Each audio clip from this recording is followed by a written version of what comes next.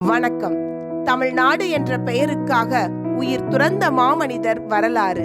சங்கரலிங்கனார் விருதுநகர் அருகே உள்ளது மண்மலை மேடு என்னும் சூளக்கரை கிராமம்.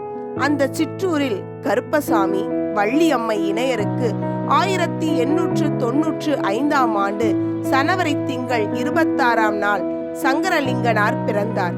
பிற்காலத்தில் இவர் பிறந்த சனவரி 26ஆம் நாளில்தான் இந்தியா குடியரசு ஆனது. அதனால் சங்கரலிங்கனார் பிறந்த நாள் தமிழ் மக்களுக்கு மறக்க முடியாத நாளாகும். சங்கரலிங்கனார் சிறு வயதில் இருந்தே தாய்மொழி பற்றும் தாய் நாட்டு பற்றும் மிக்கவராய் வளர்ந்தார். விடுதலை போராட்டங்களில் ஈடுபட்டார். மூதறிஞர் ராஜாஜி நிறுவிய திருச்செங்கோடு காந்தி ஆசிரமத்தில் தங்கி பணியாற்றினார். நம் தமிழ் நிலத்திற்கு செந்தமிழ்நாடு என்று பெயர் வைத்து பாடினார் நம் தேசிய கவி பாரதியார். அதை வலியுறுத்தி சென்னை மாகாணம் என்ற பெயரை தமிழ்நாடு என்று மாற்ற வேண்டும் என்று நீண்ட காலமாக குரல் எழுப்பி வந்தார் சங்கரலிங்கனார். மேலும் தமிழை ஆட்சி மொழியாக்க வேண்டும், தமிழை நீதிமன்ற நிர்வாக மொழியாக கொண்டு வர வேண்டும், குடியரசுத் தலைவர் ஆளுநர் பதவிகளை ஒழிக்க வேண்டும், அரசு ஊழியர்கள் அனைவரும் கதராடை அணிய வேண்டும் என்பன உட்பட பல்வேறு கோரிக்கைகளை நிறைவேற்ற வலியுறுத்தி வந்தார். இந்த கோரிக்கைகளை முன்வைத்து 1956ஆம் ஆண்டு சூலை மாதம் 27ஆம் நாள் விருதுநகரில் தேசபந்து மைதானத்தில் உண்ணாவிரத போராட்டத்தை தொடங்கினார் சங்கரலிங்கனார்.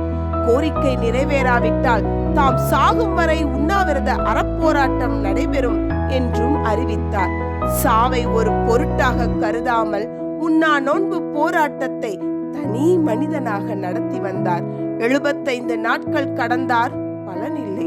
76 நாட்கள் 1956ஆம் ஆண்டு அக்டோபர் மாதம் 10ஆம் தேதி வரை உண்ணாவிரதம் இருந்தார்.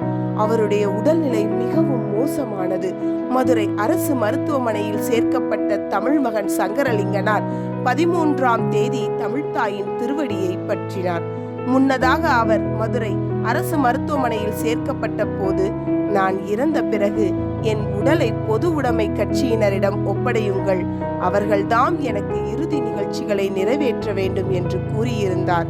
அவருடைய விருப்பத்தின் பேரில் KTK தங்கமணி, KP ஜானகி அம்மாள் உட்பட பல தலைவர்கள் கலந்து கொள்ள பொது உடைமை கட்சி தியாகி சங்கரலிங்கனாருக்கு இறுதிச் சடங்குகளை நிறைவேற்றியது மிகவும் குறிப்பிடத்தக்கது.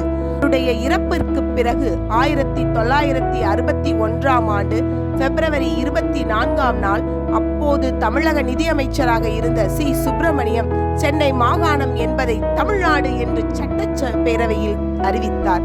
அதன் பிறகு பல ஆண்டுகள் கழித்து 1967இல் அறிஞர் அண்ணா முதலமைச்சரானதும் தமிழ்நாடு என்று சட்டப்பூர்வமாக பெயர் மாற்றம் செய்து தியாகி சங்கரலிங்கனாருக்கு பெருமை சேர்த்தார்.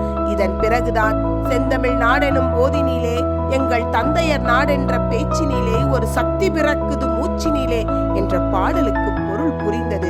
இந்த தியாக செம்மலுக்கு தமிழக அரசு விருதுநகரில் அழகிய மணிமண்டபம் கட்டி சிறப்பு சேர்த்துள்ளது. மூதூரில் ஜெயஹிந்துபுரத்தில் ஒரு பெரிய வீதிக்கு தியாகி சங்கரலிங்கனார் தெரு என்று பெயர் சூட்டப்பட்டு தினமும் அவர் பெயர் உச்சரிக்கப்பட்டு வருகிறது. சாவெனில் தமிழுக்காக சாக வேண்டும், என் சாம்பல் தமிழ் மணந்து வேக வேண்டும்.